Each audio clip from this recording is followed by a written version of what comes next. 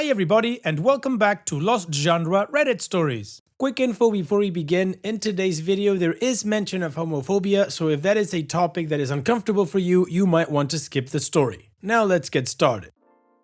This post is from the subreddit Relationship Advice and it's by user Deleted. My girlfriend wants me to go no contact with my father cause she thinks he's homophobic. My 22 female father, 55 male, has always had a hard time expressing affection verbally. It bothered me a lot when I was younger, but as I grew up, I noticed other things he did. The most important thing he does is remember things I like to eat, and either he learns to make them or buys them for us whenever there's a special occasion or a fight and he wants to smooth things over.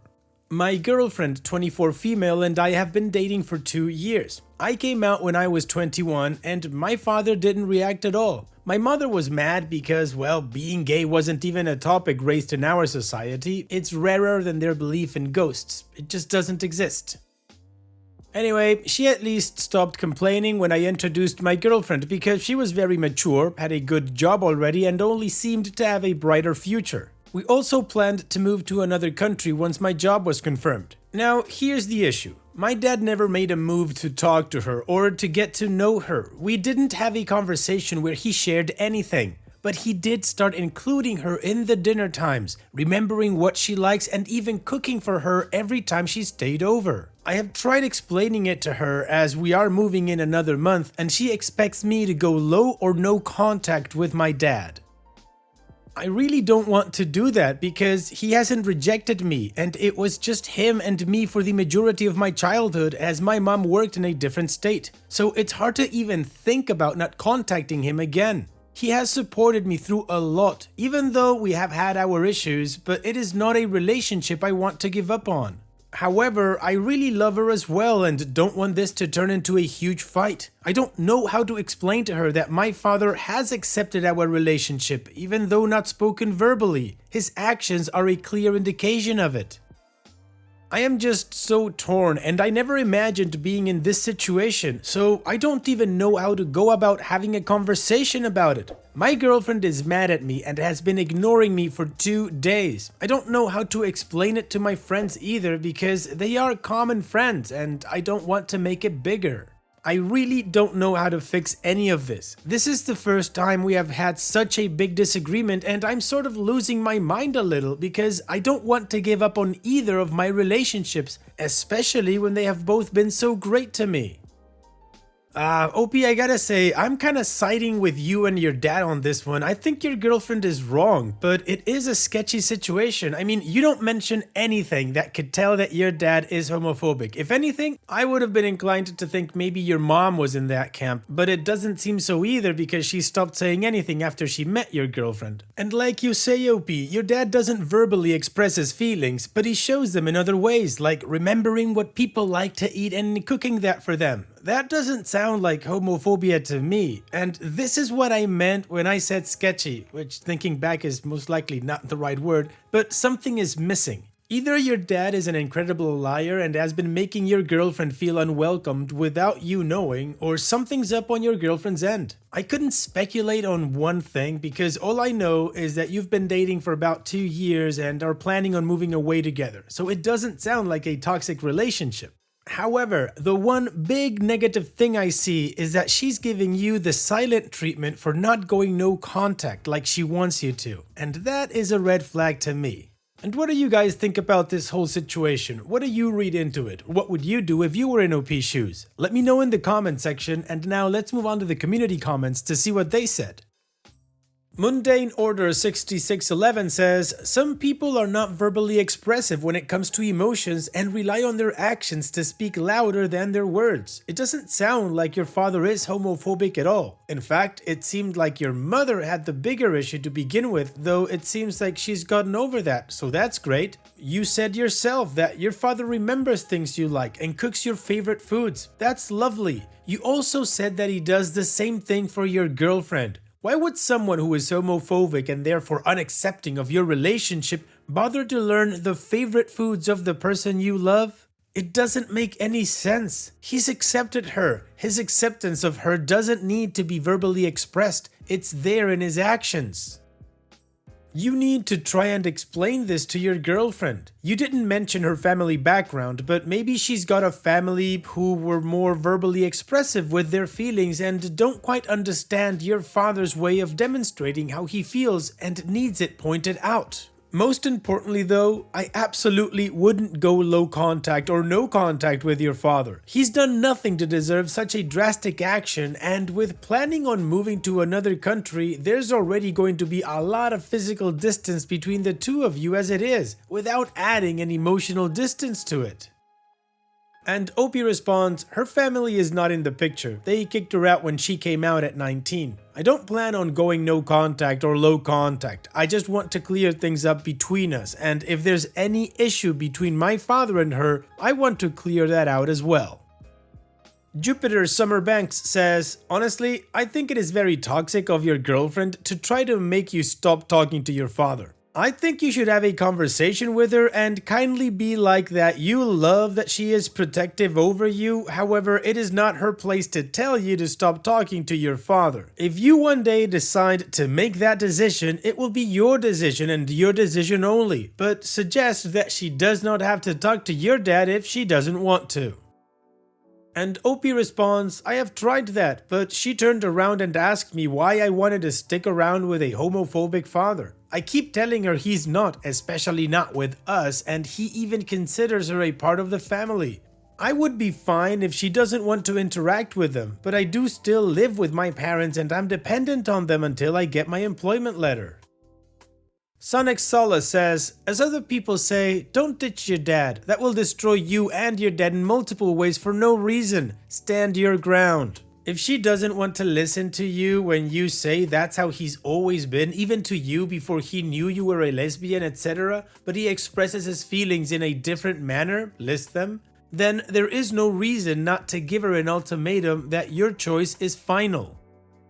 Tell her that trying to wedge a gap between you and your dad is very controlling, especially when he's doing nothing wrong. Don't budge, not even an inch. She obviously feels justified in her position, so any inch you give her will be an affirmation of her actions. Personally, I'd give her the ultimatum of accepting your choice or breaking up. I know you don't want to lose her, but if she never comes to accept it, it'll take a large toll on both your mental health and your relationship. Additional information from OP's comments. If it was a usual thing, I would believe it's controlling behavior from her, but like I said, this is the first time something like this has happened. She has always been supportive of me and all of my choices. For a moment, I thought that my dad went behind my back or something, but he has no way of doing so. All interactions between my parents and her are through me. She has never acted like this before. She has been there to support me even before we were dating, so I don't know why this has turned out like this. Also, I have asked her so many times if my dad said anything or did anything, but she won't give me an answer or explanation. She just brings things up from my past and it doesn't make sense to me because it's all between me and my dad and we have worked past them and it's been 5 years since then and we didn't even know each other then. If there was something he had actually done, this would be a lot easier as I was prepared to end things with my family if they rejected us, but they hadn't and we were both happy.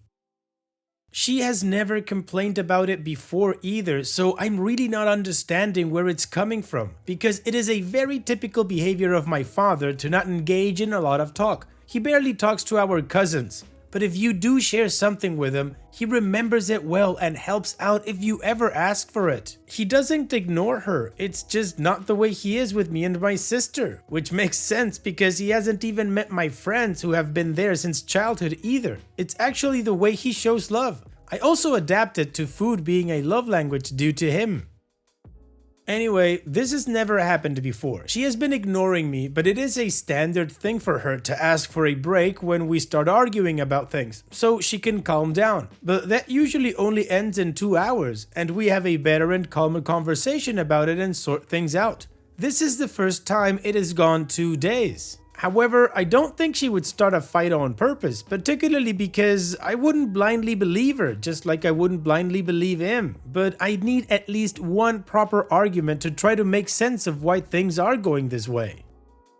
I am planning on at least trying to fix things if there's an actual issue, but I definitely don't want to end things with my family at all. I am going to try talking it out with her and if needed try a couples therapy as suggested by others. If she doesn't agree, I don't know if I will be okay, but I do know I don't want to give up on my family when they never gave up on me. Hopefully she understands and chooses to stay, cause I really don't want to lose her either.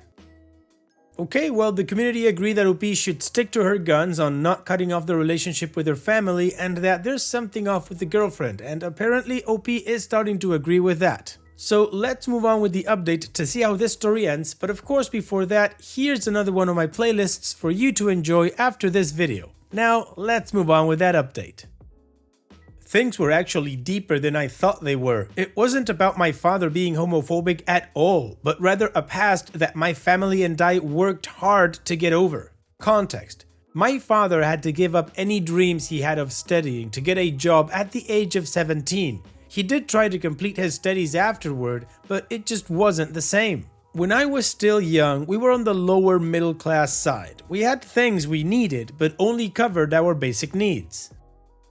So, since I was young, there was a lot of pressure on studying, especially because to get into a good college, I would need a scholarship. And at first, it seemed easy because I was good at studying. I was just better at artistic stuff and preferred to go down that route. However, my father reminded me that choosing a future based on things we like wasn't a privilege we had. And as time went, the money became better as both my mom and dad got better positions in their workplaces.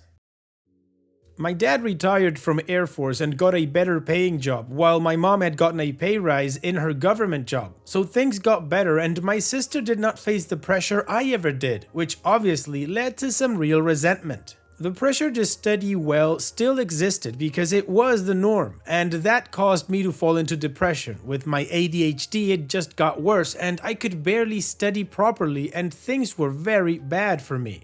It caused a public breakdown in the middle of school, and so my social life took a hit as well. Finally, my parents were hit with the wake-up call, and I needed to go into serious therapy. Once I started working out my things, the therapist pushed for family therapy as well, because this situation really was tearing our family apart to shreds. While there was no talk of divorce, my parents had gone without talking to each other for months, both blaming each other. Anyway, it took us years to get over it. We still do family therapy every 6 months, while I have monthly therapy. Eventually, my father told me to do what I wanted and even took out a loan to get me into one of the biggest art colleges in our state. It was also then that I met her. At first, we were friends. She was one of my first friends while I was still healing, and so naturally I shared everything with her. It was also then that I realized I was bisexual, and to be honest, at that point, the idea of cutting out my parents if they didn't accept me seemed easy as breathing. But once things got better, I was the happiest I had ever been, and we started dating. I purposely avoided dating when I was down because I couldn't handle that emotional baggage. Now, here's what happened. After I made the original post, I texted her that we needed to talk. It took a while to get through, but we originally planned to do it on the weekend calmly. However, just 2 hours after the text was delivered, she was at my home wanting to talk. So we talked. I told her that I wasn't going to give up on the relationship I had with my parents, especially when they had done nothing wrong, or if they had done something wrong, to actually tell me and I would support her through it. I also told her how my father showed love and everything, but she barely had a change in expression and just sat there listening. I thought this was it and that she was listening, so either she would get my points or we'll share something horrendous my dad had done. But even after all that, she just looked at me and asked, "Are you really going to stay with your abuser when you have a way out?" And I was shocked because it has been 3 years since any of it was last discussed. We joked about crappy life, but that was between my parents and my sister. So her bringing it up didn't fit right with me, and I reminded her how hard we had worked to fix things and to stop that. Because while we could laugh about the situation, the word abuser was one none of us felt comfortable with. She doubled down on it, throwing things I had shared with her after particularly hard sessions of therapy because I would be too shaken up at times. And I was done. I don't talk about my personal life. If I can avoid it, I will avoid it. But I have one rule. If I share anything in a moment of vulnerability, it will not be spoken about again unless I bring it up for some reason. So her just using all that hurt because I felt betrayed at most. I have no problem pointing out what my parents did wrong, but I know for a fact that they are good people who made wrong decisions and did better the moment they found out how wrong it was. So I don't like it when others comment on my parents because no one knows the situation better than me. In the end, I told her it was over and to leave because none of it was her space to talk about. She tried to push again by saying that I was being manipulated by all the fake love and would end up in the cycle of abuse, and she didn't want that for me. She wanted me to be better and thrive. Originally, I would have ended the post here with a thanking letter, but things got worse afterward because I talked to my friends about it and they were surprisingly chill with it. As in the breakup. Apparently they had seen it coming because she kept crap talking my family, sharing false information with them that never matched my description of how things went. And I didn't feel bad anymore because as much as I hate to admit it, most of the people in the previous post were right and she was trying to isolate me. I felt so stupid for ever believing in her and really dumb that I never saw it. But my friends made a point to comfort me through it as well. I kept wondering why she would do this, and my friend supplied that she was upset. I wouldn't stay the night over with her. While I knew it was something she wanted, I never really agreed. I wasn't comfortable in her apartment through the night. I would generally leave before 6 to reach my home by 7 or 8 because I didn't like traveling in the dark. She had apparently constructed in her head that my parents had forced a curfew on me. While they do start calling me to check up on me right after 7 when I am not home, it's cause I either reach home or the nearest bus by that time and my father will pick me up from the bus stop. It had started out as a curfew when I was younger, but something I agreed with for safety reasons. They don't get mad at me when I am late, except when I don't contact them, but that's obviously due to being worried, as I do the same for my sister or my parents if they're not home by 10, if attending a function or something.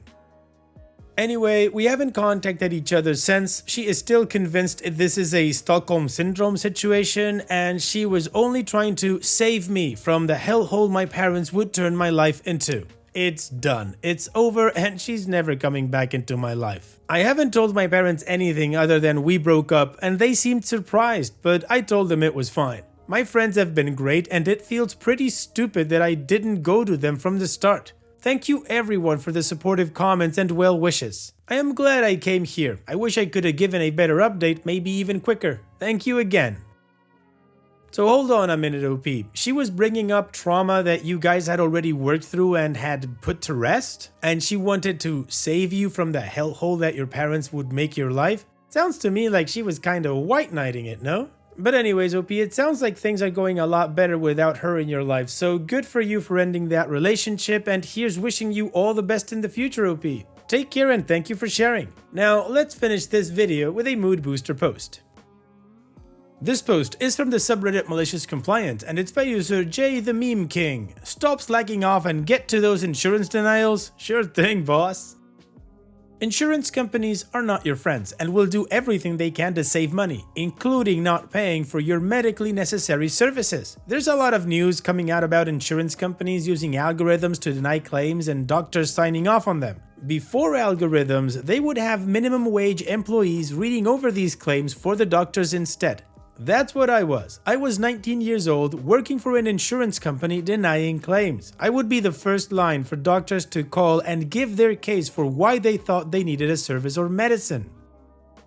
For some reason, a 19-year-old me with no medical experience was allowed to tell these doctors that services were not needed medically. This job was the easiest yet most miserable job experience I ever had. I was only able to last a few months there. During my last 2 weeks, I was really slacking off. I was just so burnt out. I couldn't stand denying yet another case where someone needed meds and the insurance company didn't want to pay for them. I was reprimanded for not working hard enough and getting processed. Insert malicious compliance.